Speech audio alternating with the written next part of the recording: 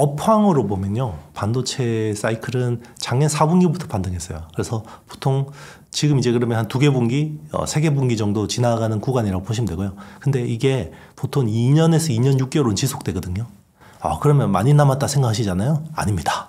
주가는 9개월이나 1년을 땡겨버려요. 그래서 작년 초부터 올랐죠. 업황은 작년 4분기부터 돌아섰는데 주가는 작년 초부터 땡겼죠. 그러면 9개월 땡겼다고 봐야 돼요. 그러면 지금은 이제 사이클에 막빠진 거죠, 주가는. 근데 여기서 제가 중요했죠. 이야기하는 거, 포인트. 온 디바이스 AI가 이 사이클을 더 늘려줄지 아니면 엔비디아 혼자 하드캐리해서 가는 거면 아마 이제 막바지에 와 있다 볼 수 있는 거죠. 6월에 2개 행사가 있습니다. 애플의 WWDC라고 세계 개발자 회의가 있고요. 그리고 퀄컴 스냅드래곤 X 엘리트에 대한 행사가 있습니다. 여기서 온 디바이스 AI에 대한 뭔가 기대감을 준다 그러면 사이클이 제가 봤을 때는 6개월, 9개월 정도 더 갈 수 있고요. 만약에 여기서 별로 시원찮은 게 나오면 아마 하반기에 좀 AI 쪽에 이제 조금 조심해야 되지 않을까 생각을 합니다. 이런 반도체는 사실 올해, 내년, 후내년 크게 보고 여러분들이 반드시 보유해야 되는 섹터다 이렇게 설명을 드리고요. 또 우리 시장 같은 경우는 반도체가 주도주로 갈 수밖에 없는 환경이 만들어져 있거든요. 그래서 그런 부분에 대해서 먼저 한번 설명을 드릴게요. 그래서 주식이라는 것은 주도주가 된다고 하는 것은 수급이 외국인 돈이라든가 가장 잘 받치고 업황이 정말 좋다. 그러면 두 개 합치면 주도주로 확 움직일 수가 있는 거죠.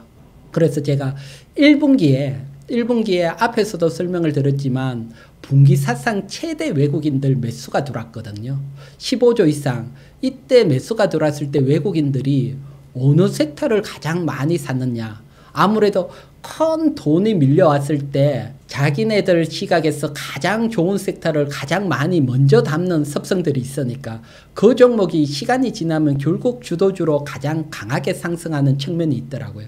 그래서 1분기 때 외국인들이 분기 사상 최대 매수가 들어왔을 때 보게 되면 가장 많이 매수했던 종목이 삼성전자입니다. 5조 5천억 이상 삼성전자 쓸어 담았고, 두 번째가 현대차고, 세 번째가 SK하이닉스 또 반도체입니다. 1조 7천억 이상. 그리고 다섯 번째가 삼성전자 우선주. 이것도 삼성전자라고 볼 수 있고요. 그러면 외국인들이 15조 이상 강하게 우리 시장 매수할 때 보면 절반 이상인 8조 3천억 이상을 반도체만 샀다. 이렇게 볼 수 있어요. 외국인들이 이렇게 강하게 쓸어 담아놨다. 그러면 지금은 좀 흔들리는 것 같지만 결국 외국인들 차후 미국 금리 인하가 나오면서 외국 돈이 들어오면서 상승을 한다. 그런 측면에서 봤을 경우 외국인들이 가장 좋게 보고 가장 많이 산 업종을 계속 매수가 들어올 수 있으니까 반도체는 수급적인 측면에서도 우리가 관심을 가져야 되고요. 두 번째, 업황적인 측면을 한번 보도록 할게요. 업황적인 측면은 다른 게 아니고 1분기 수출입 동량 이렇게 보시게 되면 반도체가 50% 이상 제일 크게 증가를 했고, 그리고 역대 2위 수준으로 수출을 한 겁니다. 그래서 우리나라 수출의 최대 경위는 반도체가 50% 이상 증가되고 역대 2위로 견인을 했다. 그만큼 업황이 좋다는 거죠. 이 업황이 좋다는 건 이제 좋아지기 시작을 했다는 겁니다. 계속 좋아지다가 확 좋아진 게 아니고 계속 안 좋아지다가 이제 좋아지기 시작을 했다는 겁니다. 이처럼 반도체로 본다면 첫 번째 외국인 수급. 누가 뭐래도 1분기 때 가장 많이 매수를 했고요. 두 번째 수출입 보더라도 우리나라 수출의 가장 큰 경리는 업황이 좋은 건 반도체고요. 그런 측면을 두 개를 합친다면 향후 반도체는 상승을 할 수밖에 없는 구조다. 이렇게 보고, 특히 4분기 반도체 시장 점유율을 한번 보도록 할게요. 점유율을 보면 제가 데이터를 준비를 했는데 보면 일단 삼성전자가 3분기 때 시장 점유율 D램 반도체입니다. D램 반도체 점유율을 보면 39%에서 45.5%로 확 늘어났고요. 그 다음 SK하이닉스가 34%에서 약 32%. 약간 줄었지만 SK하이닉스 같은 경우는 전통적으로 20%대 중반이랐는데 확 30%대로 올라왔다고 보시면 돼요. 그처럼 전체적인 평균을 놓고 보면 캐파가 좋아졌고요. 대신 미국의 마이크론이 평소 20% 중반인데 19.2%로 확 줄어들었어요. 그렇게 보면 우리나라 반도체 삼성전자나 SK하이닉스가 시장 점유율을 확 늘리고 있다. 이게 일단 기본적으로 안정화돼 있다. 이렇게 보면 되고요. 이런 상황에서 반도체 가격을 한번 보도록 할게요. 가격을 보게 되면 가격 중에서도 가장 작년에 속을 새긴 게 랜디프레시 가격이에요. 랜디프레시 가격도 보게 되면 작년 4분기 때 증가를 하기 시작을 했고 올해 1분기까지 계속해서 증가를 하게 됩니다. 그러면 D램 가격이 반도체 D램 가격이 낮은 데서 좋아지기 시작을 했고 우리나라 기업들이 캐파도 늘리고 있다. 그러면 반도체가 좋아질 수밖에 없는 구조죠. 이런 구조 속에 있기 때문에 여러분들은 반도체 삼성전자가 됐던 SK하이닉스가 됐던 반드시 매수를 해야 되고요. 여기서 매수할 때 또 중요한 포인트가 올해 우리 시장이 강한 상승을 기대하기는 쉽지 않고 박스권으로 움직일 확률이 높기 때문에 이런 시가총액 큰 애들은 아무래도 코스피 지수 영향을 받을 수가 있고요. 그래서 정고점을 넘어간다. 뭐 삼성전자가 8만 전자 넘어서 9만 전자 가까이 간다. 추격 매수하면 안 되고요. 지금처럼 7만 전자로 밀린다. 그러면 매수를 해도 되는 거죠. SK하이닉스도 마찬가지고 박스권을 형성을 하면서 고점은 조금씩 높아지고 또 조정을 받으면서 움직이는 구조로 연말까지는 그렇게 움직이니까요. 너무 조급하게 반도체도 확 매수하기보다는 지금 4월 저점 가까이 왔다. 그러면 매수를 한다 생각을 하시는 게 마음 심적으로도 조금 편하시고요. 일단 SSD 같은 경우는 그동안 워낙 안 좋았죠. 낸드 플래시가 안 좋기 때문에 안 좋았는데 일단 SSD의 수요처는 두 개입니다. PC하고 이제 일반 서버인데요. PC는 뭐 그냥 그런 대로 그냥 뭐 나갔고요. 제일 중요한 게 작년에 일반 서버가 너무 참혹했어요. 작년이 아마 일반 서버 시장이 2016년 이후로 최악이었을 거거든요. 아마 두 자릿수 하락을 했고요. 그게 왜 그러냐면 다들 일반 서버에 투자할 돈 줄여서 AI 서버에 투자했기 때문에 그래요. 그래서 그 영향 때문에 AI 서버 같은 경우는 제일 중요한 게 GPU입니다. 그러니까 GPU가 한 개 4만 달러짜리 칩을 8장을 써야 되거든요. 그러면 8장 쓰고 HBM이 거기에서 머티리얼 코스트의 한 10% 언더로 차지할 거예요. 그 HBM. 자, 근데 SSD는 기존의 서버하고 AI 서버가 크게 달라지는 게 없어요. 그러니까 SSD는 Q가 중요하지 P가 중요한 시장이 아니거든요. 그렇다고 뭐 AI 서버용 SSD라고 해서 더 비싸게 사주는 건 아닙니다. 이제 그런 것들이 안 좋았던 건데 최근에 일반 서버 쪽에 이제 수요가 좀 살아나고 있고 그게 이제 그 엔터프라이즈 SSD 쪽에 이제 가격이 올라가는 요인이 됐고요. 그거는 공급을 많이 줄여놔서 그래요. 지금 삼성이 그래서 1분기에 25% 가격 올린다고 했고요. SSD 가격을. 그리고 2분기에는 20에서 25% 추가 올리겠다고 했고. 그런 것들이 이제 긍정적이라고 볼 수 있고요. 그 이유는 지금 서버용 SSD 시장의 50%를 삼성이 차지하고 있어요. 그래서 가격을 좌지우지할 수 있는 위치를 가지고 있다고 볼 수 있는 거죠. 그리고 수요처적인 측면에서는 아직까지 좀 더 이제 약간 불확실하긴 한데 소라라는 이제 동영상 생성형 AI가 나옵니다. 그러면 기본적으로 동영상 생성형 AI는 스토리지가 많이 필요하거든요. 이제 거기에 대한 그 기대감, 그리고 이제 중국이 최근에 트럼프 대통령 혹시 돌아올 수 있으니까 그 전에 좀 일반 서버에 대한 재고를 많이 쌓아놓는 것 같아요. 저는 앞으로는 온 디바이스 AI가 그렇게 각광을 받을 가능성이 크다고 생각을 하거든요. 그래서 다들 아시다시피 이제 온 디바이스 AI라고 하는 게 인터넷 그 연결 없이 클라우드에 연결 없이 자체 기기 자체에서 생성 그 AI 모델에 필요한 그런 연산을 수행하는 것을 말하지 않습니까? 근데 이제 온 디바이스에는 NPU로 그 대표되는 출원형 AI 반도체의 기술 진보를 전제로 합니다. 이게 있어야 됩니다. 그래서 자, 챗GPT와 같은 그런 거대 AI는 LLM, 그러니까 거대 언어 모델이 적용된 클라우드 기반 AI로 구동되는 반면에 온 디바이스 AI는 SLLM, 그러니까 소형 언어 모델을 탑재합니다. 자, 클라우드 기반 AI의 필수 부품은 GPU 반도체지만 온 디바이스 AI의 그 필수 부품은 추론 기능을 수행하는 그 NPU 반도체거든요. 그래서 이제 온디바이스 AI 시대가 개막이 되면서 AI 반도체 시장에서는 엔비디아의 독점을 깰 기회가 올 것이다 이렇게 생각을 하고요. 현재 그 엔비디아의 그 GPU 시장 점유율은 80% 정도 된다고 합니다. 이 시장에서는 엔비디아의 독점을 깨기는 어렵습니다. 근데 NPU 시장은 좀 다르다는 얘기입니다. 예를 들면 삼성전자 이런 회사들도 이 시장에서는 두각을 나타낼 기회가 당연히 있을 거고요.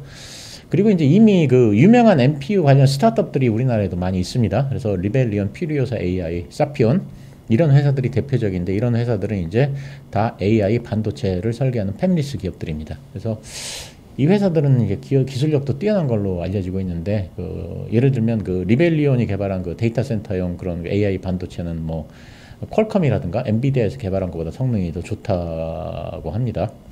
근데 이 업체들은 이제 비상장 업체들인데 현재 IPO 절차를 밟고 있거나 조만간 IPO 절차를 진행할 것으로 그렇게 알고 있습니다. 이런 걸 한번 생각해 보겠습니다. 제가 앞에서 온디바이스 AI에 대해서 말씀을 드렸습니다. 근데 자, 삼성전자가 금년 1월에 그 생성 AI 기능을 갖춘 스마트폰 그 갤럭시 S24하고 AI 노트북 갤럭시 4 이거를 출시를 했습니다. 그리고 이제 7월부터는 삼성전자 가전에도 AI 기능이 탑재가 된다고 합니다. 그리고 애플도 6월에 그 연례 개발자 회의에서 그 자체 개발한 AI 반도체 M4를 자사 노트북하고 PC에 그 탑재하는 AI 전략을 공개했습니다. 자, 인텔도 그 클라우드 기반 AI 대신에 그 데이터가 생성되고 사용되는 그런 PC 디바이스 자체에서 AI를 구현하는 그런 AI PC 시대를 열겠다 이렇게 선언을 했거든요. 자, 그래서 그 가트너에 따르면 전 세계 스마트폰에서 생성 AI 기능이 그 있는 제품이 2023년에는 1%에서 2025년에는 32%로 늘어날 걸로 그렇게 예상을 했고요. PC에서도 2023년 10%에서 2025년에는 43%로 늘어날 걸로 봤습니다. 그래서 자, 포화 상태인 스마트폰, PC, 더 나아가서 이제 가전제품 이런 데에다가 그 AI 기능이 추가되면 이런 것들이 추가 성장 모멘텀을 제공할 수 있지 않을까 이런 관측을 할 수 있고요. 그 다음에 이렇게 추측을 하게 되면 그 반도체를 만드는 삼성전자나 SK 하이닉스에는 당연히 도움을 될 거고요. 왜냐하면 이제 이런 그 AI 제품이 새로 나오면서 추가 수요가 발생할 거기 때문에 반도체에도 좋을 거다 이렇게 생각을 하는 거고요. 그 특히 삼성전자 같은 경우에는 이제 그 반도체뿐 그 휴대폰 반도체뿐 아니라 이제 휴대폰, PC, 뭐 가전제품 이런 것도 만들기 때문에 더 큰 그 성장 혜택을 볼 것이다 이렇게 생각을 하고 있습니다. 그리고 온디바이스 AI는 클라우드 대신에 그 디바이스가 직접 그런 AI 기능을 수행하니까 혹시 클라우드가 필요 없는 거 아닌가 뭐 이런 생각을 할 수도 있는데요. 그런 건 아닙니다. 그러니까 온디바이스 AI의 단점은 그 처리할 수 있는 AI 모델의 크기에 그 제약이 있다는 겁니다. 그래서 이게 그 제약이 있기 때문에 그 용량이 크고 복잡한 AI 알고리즘을 활용하는 데 제약이 있으니까 반드시 또 클라우드를 사용해야 되거든요. 그렇기 때문에 이 클라우드와 온디바이스 AI를 병행하는 나중에는 하이브리드 AI의 형태로 AI 산업이 발전할 수밖에 없거든요. 그러니까 기존의 데이터 센터에 들어가는 그런 그 전통 반도체 수요도 계속 늘어날 것이다. 이렇게 이제 생각을 하고 있습니다. 그리고 이제 삼성전자에 대해서 조금 더 말씀드리자면 최근에 이제 그 빅테크를 비롯한 많은 테크 기업들이 자체적으로 칩을 계속 개발하고 있습니다. 그러니까 예를 들면 한 2주쯤 전에는 메타가 그 신형 AI 칩 MTIA 2세대 칩을 공개했습니다. 그 메타가 이 칩을 통해서 그 엔비디아의 비중을 낮출 계획이지만 그렇다고 해서 엔비디아 칩을 대체하는 건 아니다. 이제 이렇게 얘기를 했습니다. 보완하는 관계라고 했고요. 이 칩은 이제 페이스북, 인스타그램 이런 데서 들어가서 이제 순위를 매기고 추천하는데 사용될 것이라고 이렇게 했습니다. 자, 이런 식으로 팹리스들이 자체적으로 많은 칩을 이제 최근에는 개발하고 있는데 이걸 만들어줄 회사는 제가 생각하기엔 삼성전자의 파운드리밖에 없지 않을까 이렇게 생각합니다. TSMC는 뭐 애플, 엔비디아 이런 데 주력하고 있으니까요. 그래서 삼성의 파운드리도 앞으로는 뭐 좀 좋아지지 않을까 이런 생각을 하고 있고요. 자, SK 하이닉스도 일단 SSD 시장이 커지면요, 이제 테스터 업체들이 수혜를 보긴 합니다. 네, 테스터 업체들이 수혜를 보긴 하는데, 근데 주가 이미 많이 반영돼 있습니다, 여러분. 그래서 사실 좀 지금 보면 뭐 네오셈이라든지 아니면 DI라든지 뭐 엑시콘이라든지 이런 회사들이 이제 수혜를 볼 수 있는데 다 반영됐어요, 여러분. 네, 지금 이 영상 보시는 분들한테는 그렇게 별로 기대가 없을 것 같고요. 오히려 그러면 이제 SSD 쪽이 이제 좀 살아나면 아직까지 랜드 쪽은 감산을 많이 하고 있지만, 자, 그럼 그 다음 스케줄 좀 기다리는 것도 괜찮을 것 같아요. 그래서 낸드 플래시 관련된 업체들, 뭐 그런 회사들 좀 주목해서 보시면 좋을 것 같은데, 대표적으로 이제 솔브레인 같은 업체들, 그리고 TCK라든지 뭐 KNJ 같은 파츠 업체들 뭐 이런 회사들 좀 주목해서 볼 만한 것 같습니다. 지금 반도체 소부장에서 특히나 이제 AI 사이클에서 중요한 거는 이 서비스 중심의 AI가 이게 우리 디바이스 쪽으로 확장될 수 있는지가 중요하거든요. 그래서 AI PC도 중요하고 AI 스마트폰도 중요한데 이게 이제 온 디바이스 AI라고 합니다. 그래서 AI가 우리 디바이스로 나오는지가 되게 중요한데 이제 그렇게 되면 이제 반도체 성능이 고도화되고 이제 주변 부품들도 고도화되겠죠. 그래서 제일 중요한 건 결국 칩이 바뀝니다. AI 가속기, 그러니까 AI 칩이 우리 PC나 스마트폰에 바뀌는 거기 때문에 거기 테스트가 굉장히 까다로워지는데요. 그래서 소켓 쪽, 리노공업이라는 회사, 뭐 ISC, TSE, 뭐 TFE 이런 회사들이 이런 쪽에 이제 수혜를 볼 수 있을 거라고 생각합니다. 특히 그 원자력 발전에 관심을 많이 가지고 있는데 그래서 저는 그 우라늄 관련 주식이나 또는 ETF 아니면 그 SMR 관련에 관심이 좀 있습니다. 참고로 SMR에 대해서 잠깐 말씀을 드리자면 SMR은 그 소형 모듈 원전호입니다. SMR은 그 대형 그 원전의 그 크기가 100분의 1 정도밖에 안 되고요. 그래서 이게 작기 때문에 공장에서 설치가 가능하고 설치 비용도 적게 듭니다. 그리고 냉각수를 또 조금 쓰기 때문에 반드시 해변에다가 지을 필요가 없고 내륙에도 설치가 가능해서 데이터 센터 근처에도 SMR을 충분히 설치할 수가 있습니다. 그리고 사람들이 가장 중요하게 생각하는 방사능 유출도 그 대형 그 원전의 10,000분의 1 수준이어서 약 10억 년에 한 번 정도 방사능 유출이 일어날 그런 확률입니다. 그래서 그 미국에서도 막대한 SMR 그 이런 사업을 선점하기 위해서 그 발벗고 나서고 있는데요. 이 중에서 가장 주목받는 업체는 그 빌 게이츠가 그 설립한 그 테라 파워라고 하는 그 SMR 업체고요. 뉴스케일이라고 하는 그런 업체가 나스닥에 상장이 되어 있습니다. 그리고 이제 저는 구리가 이제 장기적으로 그 상승할 것으로 보고 있어서 제가 뭐라고 했냐면 은행에 정기예금을 하느니 차라리 구리 관련 ETF에 투자하는 게 좋을 것 같다 이런 말씀을 한번 드린 적이 있는데요. 구리도 역시 그 AI 관련 원자재입니다. AI 붐이 불어오면서 AI 데이터 센터 건설이 급증하고 있는데 이것이 구리 부족을 심화시킬 걸로 그렇게 보입니다. 자, 블룸버그 통신은 AI 데이터 센터 건설이 2030년의 구리 수요 100만 톤 증대를 견인할 것 이렇게 얘기를 했고요. 자, 인베스팅닷컴은 구리 가격이 향후 2년간 75%가 급등할 것이라고 전망을 했고요. 월스트리트 저널은 AI와 재생에너지 전환의 영향으로 최근 구리 수요가 급증한다면서 금이 고점이라 부담된다면 구리나 은투자가 대안이라고 이렇게 했습니다. 시티은행도 구리 수요가 2030년까지 현재 대비 420만 톤 증가할 것으로 이렇게 예상을 했습니다. 그래서 자, 정리를 하자면 AI 관련 수혜주로는 온디바이스, NPU, 그 다음에 전력 관련주, 원자력 관련주, 우라늄 관련주, 구리 관련 ETF 이렇게 요약을 할 수 있습니다. 여유 자금이 있다 그러면요. 일단은 지금 현금을 잘 가지고 계시는 게 좋을 것 같고요. 이게 언제쯤 나갈지 모르겠는데 지금은 약간 그 많이 빠졌기 때문에 지금은 조금 주식을 AI 반도체 관련주들을 사기는 나쁘지는 않다고 생각합니다. 근데 이게 또 많이 반등했을 때 이게 영상이 나가면 좀 이상해지긴 하는데 그래서 저는 5월까지는 괜찮을 것 같아요. 5월까지는 충분히 지금 AI 반도체 관련된 쪽에서 충분히 수익이 날 수 있다고 생각하고 그 뒤에부터는 그냥 미국 달러나 현금 비중을 좀 가져가는 게 좋지 않을까. 그리고 그걸 잘 기다리고 있으면 오히려 그게 또 누구한테는 위기가 우리한테는 기회가 될 수도 있죠. 네, 일단 저는 이제 아직까지 남아있는 업사이드는 그 메모리 감산의 마무리 이벤트가 아직 남아있다고 보고 있거든요. 그래서 상반기 중에 디램의 감산이 마무리 어느 정도 윤곽이 나올 거고 하반기에는 낸드 플래시 쪽에 감산의 마무리가 나올 수 있어요. 그러면 케미칼이죠. 프로세스 케미칼 쪽. 동진 세미캠이나 솔브레인 같은 케미칼 업체들이나 그리고 이제 공정 파츠에 들어가는 이제 부품들 그런 이제 TCK나 뭐 KNJ, 원익 QNC 뭐 이런 회사들 좀 주목해서 볼만하고요. 왜냐하면 가동률이 올라가면 이제 좋아지는 회사이기 때문에. 그리고 이제 상승 사이클에 항상 피날레는 기판이 장식합니다. 네. 2022년 정말 그때 기판주들 실적 나오는 거 보고 그 탈출 못 하셨던 분들이 굉장히 헷갈리게 만들죠. PR 막 4배 나오고 그러니까 뭐. 근데 이번에는 기판 사이클이 유리기판하고 뭔가 중첩이 돼서 유리기판 쪽에 뭔가 한번 부스터업을 해줄 수 있지 않을까 이런 생각이 들어요. 공부를 하셔야 되고요. 지금은 굉장히 하반기 시장이 바뀌는 데 있어서 지금 영상을 보는 시점이 되게 중요하다고 생각합니다. 그래서 하반기 전략이 되게 중요할 거라고 생각하고요. 그게 올해 여러분들의 주식 농사에 결정을 지을 거라고 보는데요.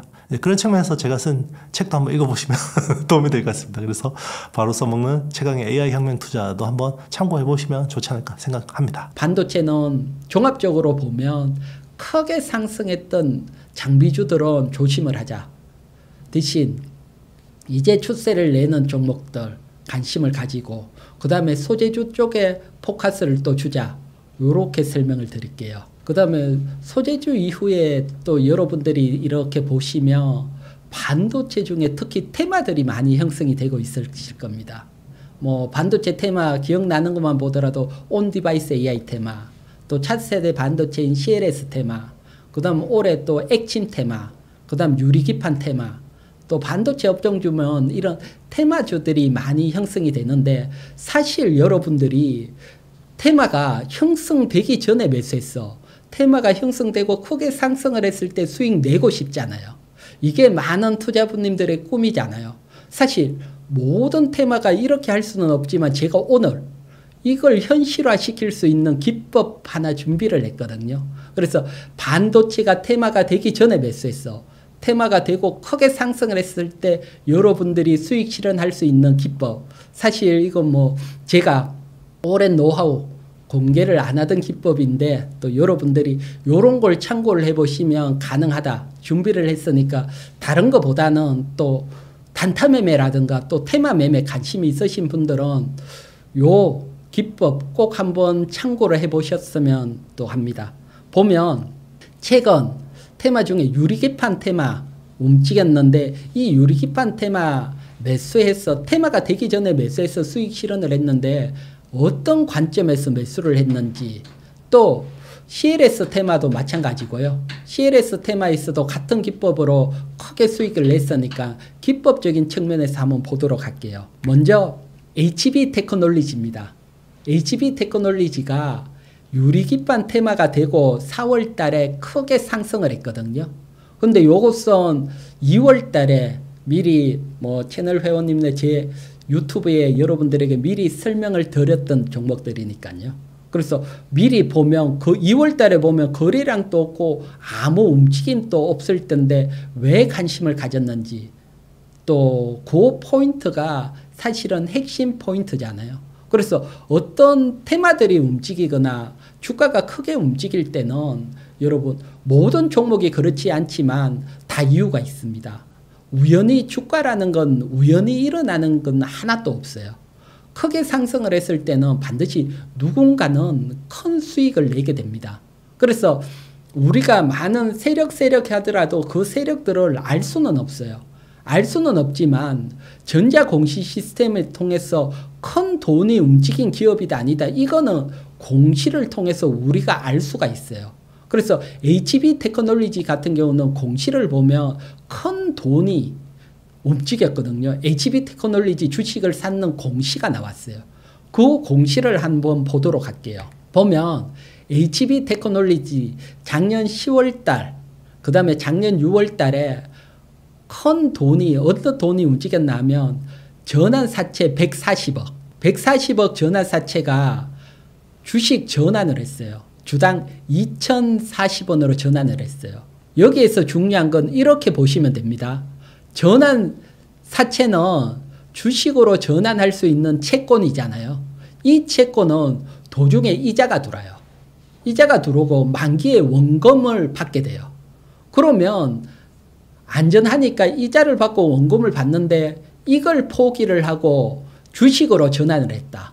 그러면 140억을 움직인 주식으로 전환한 사람 입장에서 보면 HB 테크놀리지는 2,040원 주당 전환한 가격보다는 훨씬 크게 상승을 할 거다고 판단을 한 거죠. 그래서 이런 큰 돈을 가진 사람이 이렇게 판단을 한 거고요. 그 다음 작년 6월 달에 또 140억이 또 주식 전환됐어요. 그래서 작년에 총 시가총액도 뭐 2천억대인데 280억이라는 전환사채가 주당 2,040원으로 주식 전환이 됐어요. 그러면 여러분 주가가 2,040원 근방으로 밀리면 어떻게 해야 될까요? 이건 기회가 되는 거지요. 그 또 280억 중에 뭐가 있었냐고 하면 HB 테크놀리지 최대 주주 최대 주주가 140억을 채권에서 주식으로 또 바꿨어요. 그 중에 문성준 씨 최대 주주도 40억 바꿨고요. 또 최대 주주 회사인 HB컵 이것도 100억이 사채에서 주식으로 바꿨고요. 이처럼 최대 주주도 투자를 했다는 겁니다. 그러면 더 믿음이 가는 거죠. 그래서 가령 주가가 크게 상승을 했다는 것은 주식 전환했던 쪽에서 크게 수익이 난다는 거죠. 또 CLS 테마를 한번 보도록 할게요. CLS 테마 요거는 네오셈입니다.